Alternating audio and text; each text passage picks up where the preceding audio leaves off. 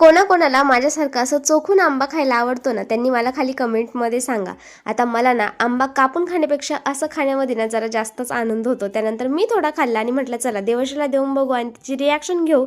तर मॅडमनी ना दुसऱ्या साईडने खाल्ला आणि ही अशी काहीतरी रिॲक्शन दिली. त्यानंतर तिला चांगलं नव्हतं वाटत म्हणून म्हटलं दे, तर लगेच फेकून दिला. माहिती का, एवढी आगाऊ पोरगी नाही. म्हटलं चला मॅडमसाठी थोडंसं खायला बनवूया. त्यासाठी ना इथे मी गव्हाचं पीठ आणि जे मी होममेड सॅलड बनवलं ना ते तुपामध्ये भाजून घेतलं, थोडंसं गुळाचं पाणी केलं, नंतर ते सगळं मिक्स केलं आणि अशी कन्सिस्टन्सी होईपर्यंत ना छान शिजवलं. मग देवश्रीला खाऊ घातलं आणि उरलेलं ना मी सुद्धा खाऊन घेतलं.